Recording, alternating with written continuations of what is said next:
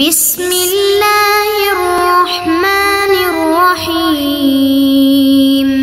بسم اللہ الرحمن الرحیم۔ السلام علیکم ورحمۃ اللہ وبرکاتہ۔ تفسیر جلالین سورہ آل عمران سبق نمبر 138 کے ساتھ عزیز طلباء آپ کے سامنے حاضر ہیں۔ امید ہے تمام طلباء کرام بخیر وعافیت ہوں گے۔ آج کا سبق انشاءاللہ ما کان اللہ لیذر المؤمنین سے لے کر آیت نمبر 180 واللہ بما تعملون خبیر تک ہوگا۔ تو آئیے سبق شروع کرتے ہیں۔ اعوذ باللہ من الشیطان الرجیم، بسم اللہ الرحمن الرحیم۔ ما کان اللہ لیذر المؤمنین علی ما انتم علیہ حتی یمیز الخبیث من الطیب۔ ما کان اللہ، اور اللہ تعالی وہ نہیں ہے کہ اہل ایمان کو اسی حال پر چھوڑ دے جس پر تم ہو۔ ما کان اللہ، اللہ تعالیٰ وہ نہیں ہے لیذر المؤمنین کہ مومن کو چھوڑ دے اس حال پر علی ما انتم علیہ جس پر تم ہو، حتی یمیز الخبیث من الطیب، یہاں تک کہ وہ خبیث کو پاک سے ممیز کر دے، علیحدہ کر دے، ممتاز کر دے۔ وما کان اللہ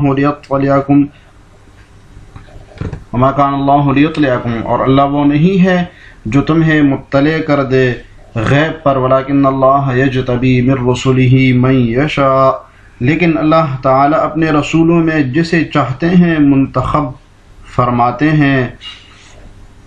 فآمنوا باللہ ورسولہ، بس اللہ پر اور اس کے رسول پر ایمان لاؤ۔ وَإِن تُؤْمِنُوا وَتَتَّقُوا فَلَكُمْ أَجْرٌ عَظِيمٌ، اور اگر تم ایمان لائے اور بچتے رہے تو تمہارے لیے اجر عظیم ہے۔ جی غزوہ احد کی بحث چل رہی تھی، کی بات چل رہی تھی۔ تو غزوہ احد کے بعد منافق طرح طرح کی باتیں کرتے تھے کہ اگر نبی صلی اللہ علیہ وسلم، محمد صلی اللہ علیہ وسلم برحق نبی ہوتے تو یہ حوادث پیش نہ آتے اور یہ مصائب مسلمانوں کو اٹھانے نہیں پڑتے۔ تو اللہ تعالیٰ نے ان کو جواب دیا کہ احد کے روز شکست ہونا اور بہت سے لوگوں کا قتل ہونا اور بہت سے لوگوں کا زخمی ہونا، اور پھر اسی حالت میں حمراء الاسد دوبارہ ابو سفیان کی لشکر کے پیچھے جانا، یہ سب اس لیے تھا کہ کھرے کھوٹے کی پہچان ہو جائے۔ اور اللہ تعالیٰ مومنوں کو منافقوں اور کافروں سے ممتاز کرنا چاہ رہے تھے۔ تو اللہ تعالیٰ ایسا نہیں چاہتے کہ جس پر تم ہو اس حالت پر ہی مومنوں کو چھوڑ دے۔ تو کھرے کو کھوٹے سے اور پاک کو ناپاک سے ممتاز کرنے کے لیے اللہ تعالیٰ نے یہ سب مصائب، اللہ تعالیٰ مصائب لے کر آ گئے، تو اس کی بات کر رہے ہیں۔ ما کان اللہ لیذرا لیترکا، جی وذرا یذرو جو ہے نا ترک کے معنی میں آتے، چھوڑ دینا، کہ چھوڑ دے اللہ تعالیٰ مومنین کو علی ما انتم جس پر تم ہو، ایھا الناس اے لوگوں، منافق بھی مراد ہو سکتے ہیں اور کافر بھی، علیہ من اختلاط المخلص بغیرہ، یعنی مخلص اور مخلوط کا مشتبہ ہونا، من اختلاط المخلص بغیرہ، کہ مخلص غیر مخلص کے ساتھ مختلط ہے، کہ معلوم نہیں ہے کہ کون مخلص ہے اور کون غیر مخلص ہے۔ حتی یمیز بالتخفیف و تشدید، یمیز بھی ہے، دو قرات ہے، اور یمیز بھی ہے تشدید کے ساتھ۔ یفصل، جدا کر دے، فصل یفصل، جدا کر دے، الخبیث، خبیث کو، خبیث کا مصداق کون ہے؟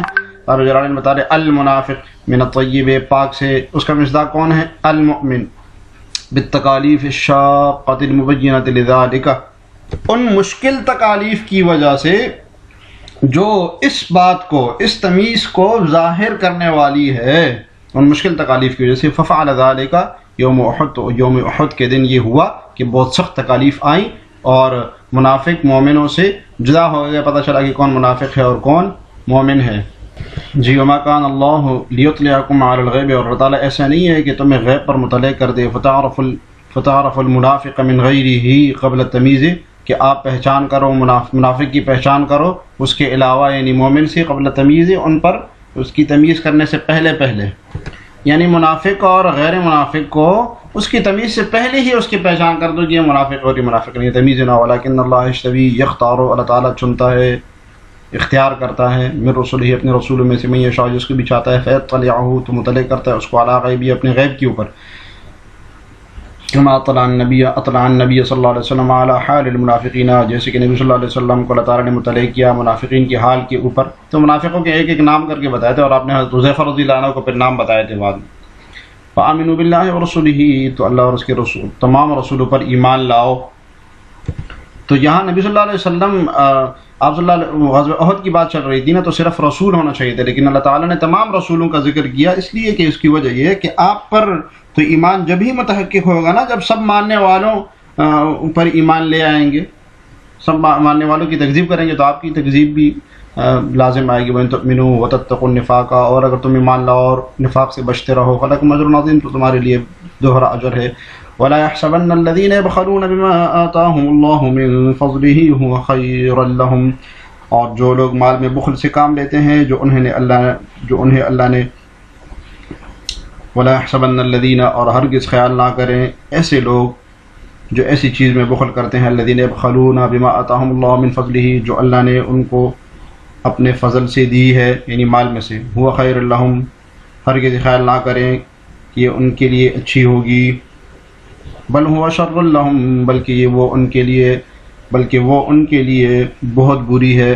سَيُطَوَّقُونَ مَا بَخِلُوا بِهِ يَوْمَ الْقِيَامَةِ، انہیں قیامت کے روز طوق پہنا دیے جائیں گے اس کا جس کا انہوں نے بخل کیا تھا، بِمَا بَخِلُوا بِهِ يَوْمَ الْقِيَامَةِ، قیامت کے دن ان کو روز طوق پہنائے جائیں گے اس کا جس کا انہوں نے بخل کیا تھا، ان چیزوں کا طوق پہنایا جائے گا۔ وَلِلَّهِ مِيرَاثُ السَّمَاوَاتِ وَالْأَرْضِ، اللہ تعالیٰ اور اخیر میں آسمان و زمین ہی کا رہ جائے گا، اللہ تعالیٰ ہی کی میراث ہے آسمان اور زمین۔ واللہ بما تعملون خبیر، اور جو تم عمل کرتے ہو اللہ تعالیٰ اس سے باخبر ہیں۔ جی یہاں تک غزوہ احد کا ذکر تھا، اور اس سے پہلے سورت کی شروع میں یہودیوں کی بری خصلتوں کا ذکر تھا، درمیان میں نصارہ کا ذکر ہے، عیسیٰ علیہ السلام کے واقعات ہے، پھر اس کے بعد چوتھا سپارہ جب شروع ہوا تو غزوہ احد کا تفصیلی بیان تھا۔ اب یہاں سے پھر اہل کتاب کی گستاخیاں اور بدبختیاں شروع ہو رہی ہے کہ یہود کا معاملہ ان میں جو ہے نا زیادہ سخت ہے، اور منافقین بھی زیادہ انہی میں سے ہے، تو اس لیے ان کی ایک بری خصلت بخل کا بیان ہے، اس کا بیان کر رہے ہیں۔ وَلَا يَحْسَبَنَّ الَّذِينَ، اور گمان نہ کر، يَحْسَبَنَّ تا کے ساتھ بھی ہے اور یا کے ساتھ بھی، الَّذِينَ يَبْخَلُونَ بِمَا آتَاهُمُ اللَّهُ مِن فَضْلِهِ، جو بخل کرتے ہیں اس چیز میں جو اللہ تعالیٰ نے ان کو اپنے فضل سے عطا کیا، ای بِزَكَاتِهِ، یہ مضاف الیہ کا بیان ہے، ای زکوٰۃ فضلہ، اپنے رزق کی زکوٰۃ نکالنے میں بخل کرتے ہیں، وہ زکوٰۃ بھی نہیں نکالتے ہیں، یہ گمان کرتے ہیں ہوا خیر لہم، ای بخلہم خیر لہم، یعنی ان کا بخل ان کے لیے بہتر ہے۔ آگے جانے سے پہلے ہم ذرا بخل کی تعریف دیکھ لیتے ہیں کہ بخل کیا ہے۔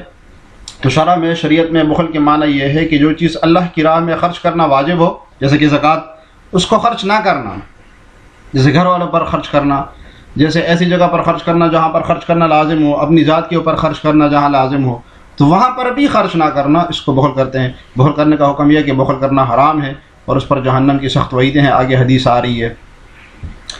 تو ہوا ای بخلہم، یہ وہ گمان کرتے ہیں کہ وہ بخل ان کے لیے خیر لہم، بہتر ہیں، مفعول ثان ترکیب کر رہے ہیں صاحب جلالین کہ یہ بخل ان کے لیے بہتر ہیں، وہ گمان کرتے ہیں کہ ان کا بخل کرنے والے گمان کرتے ہیں کہ ان کا بخل کرنا بہتر ہے ان کے لیے۔ وَالضَّمِيرُ لِلْفَصْلِ، اور یہ جو ہوا ضمیر ہے نا یہ فصل کے لیے ہے۔ تو ویسے جو ہے نا طلباء ترکیب سمجھ لیں، آگے صاحب جلالین ذرا ترکیب کر بھی رہے ہیں کہ وَلَا يَحْسَبَنَّ، یہ حسب يحسب جو ہے نا یہ دو مفعولوں کو چاہتا ہے، ٹھیک ہے، متعدی بدو مفعول ہوتا ہے۔ تو وَلَا يَحْسَبَنَّ کا پہلا مفعول محذوف ہے جو کہ الَّذِينَ سے پہلے بخلہم نکالتے ہیں اور تا کی صورت میں، اور یحسبن کی صورت میں الذین یبخلون بخلہم، یہ بخلون کے بعد نکلے گا جو صاحب جلالین نے یہاں پر نکالے بخلہم، تو یہ مفعول اول ہوگا اور خیر لہم مفعول ثانی ہوگا۔ یہ ترکیب موٹی موٹی میں نے بتا دی۔ والضمیر للفصل، درمیان میں جو ضمیر آئی ہے فصل کے لیے آئی ہوئی ہے۔ والاول، اور پہلا مفعول اول حسبہ کا کون سا ہے؟ بخلہم، مقدرن، جو کہ مقدر ہے قبل الموصول علی الفوقانیۃ، تو تحسبن کی صورت میں، فوقانیہ کا مطلب ہے تحسبن، تاکہ تحسبن کی یا کے اوپر دو نقطے ہوں، اس صورت میں بخلہم قبل الموصول الذین یبخلون سے پہلے محذوف ہے، تو عبارت بنے گی ولا تحسبن بخلہم الذی یبخلون خیرا لہم، ایسی عبارت بنے گی، ٹھیک ہے، کہ وہ تم گمان نہ کرو کہ تمہارا بخل کرنا، ایسا بخل جس میں بخل کرتے ہیں وہ لوگ بہتر ہے تمہارے لیے۔ اور جو وقبل الضمیر علی التحتانیۃ، اور یحسبون کی صورت میں ضمیر سے پہلے نکالیں گے، ہم ضمیر سے پہلے نکالیں گے، ولا یحسبن الذین یبخلون بما آتاہم اللہ من فضلہ بخلہم ہوا خیر لہم، ٹھیک ہے، یہاں پر نکالیں گے اس کو.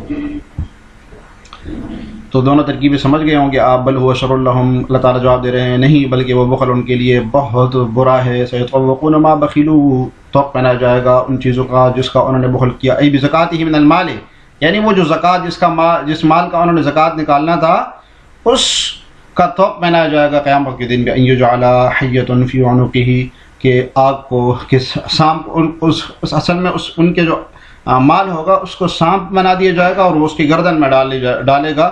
تنحشہ، جو اس کو کاٹے گا. بأن یجعل، کہ ڈال دیا جائے گا. حیۃ، کہ بنایا جائے گا. حیۃ، ایک سانپ. فی عنقہ، ان کی گردن میں. تنحشہ، جو اس کو کاٹے گا، ڈھسے گا اس کو. کما ورد فی الحدیث، جیسے کہ حدیث شریف میں آتا ہے. تو حدیث شریف میں آتا ہے من اتاہ اللہ مالا فلم یؤدی زکاتہ، کہ اللہ تعالیٰ نے جس کو مال دے اور اس کی زکوٰۃ نہیں دیتا.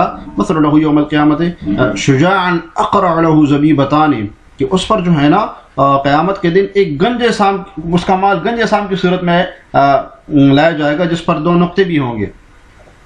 یطوقہ یوم القیامت، اور وہ اس کے گلے میں ڈال دیا جائے گا. ثم یأخذ بلحظمتیہ، اور اس کے دونوں جبڑوں کو پکڑ کر یہ کہے گا انا مالو کا انا کنزو کا، میں تمہارا مال ہوں، میں تمہارا وہ خزانہ ہوں. پھر نبی صلی اللہ علیہ وسلم نے یہ حدیث بیان کرنے کے بعد یہ آیت پڑھی. تو کما ورد فی الحدیث میں اس حدیث کی طرف اشارہ ہے. وَلِلَّهِ مِيرَاثُ السَّمَاوَاتِ، اللہ تعالیٰ ہی کی میراث آسمان اور زمین.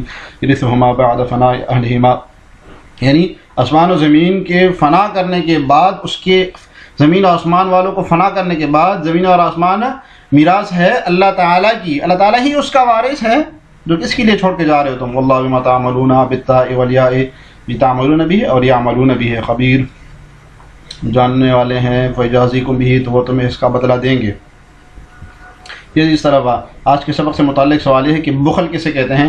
بہت آسان سوال ہے، جواب اپنے کمنٹس میں لکھنا ہے. اللہ تعالیٰ ہمیں جلالین پڑھنے سمجھنے کی توفیق عطا فرمائے. السلام علیکم ورحمۃ اللہ وبرکاتہ.